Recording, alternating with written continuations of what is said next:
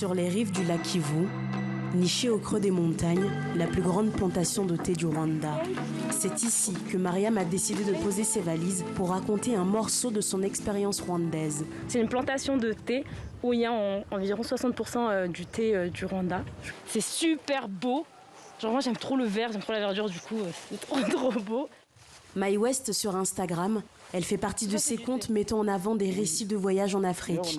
Du haut de ses 25 ans et ses 15 pays africains visités à son actif, elle veut inventer une nouvelle façon de connaître le continent en dehors des stéréotypes. Moi j'ai grandi avec une image de l'Afrique qui était pas vraiment celle qui est en réalité, une image d'une Afrique pauvre seulement, alors que c'est pas du tout le cas.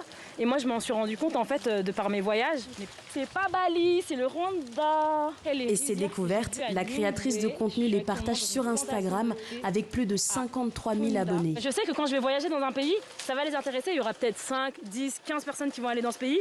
Mais ces 5, 10, 15 personnes, elles aussi, elles vont faire voyager d'autres personnes. Un nouveau marché déjà prisé par les agences de voyage. Judith Oulimana fait partie de ces entrepreneuses qui ont compris l'intérêt de se tourner vers cette nouvelle demande. Il y a 5 ans, elle a créé son agence de tourisme. Chambre d'hôtes, visites organisées, Judith ne laisse rien de côté pour faire vivre une expérience unique à ses clients. Depuis que j'ai commencé à travailler dans le tourisme, cela fait une dizaine d'années, je dirais que ces 3-4 dernières années, il y a de plus en plus de personnes noires qui sont prêtes et viennent visiter le Rwanda. Aujourd'hui, c'est de plus en plus de personnes noires qui viennent grâce aux réseaux sociaux. Pour certains, ces visites de quelques jours se transforment en expatriation.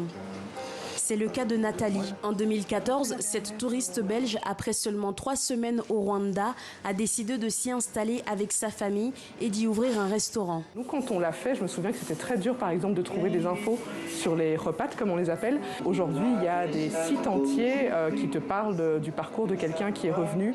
À son tour, Nathalie a ouvert une page Instagram afin de raconter son quotidien dans un pays africain. Suivie par plus de 15 000 personnes, elle met en avant un retour sur le continent possible pour la nouvelle génération.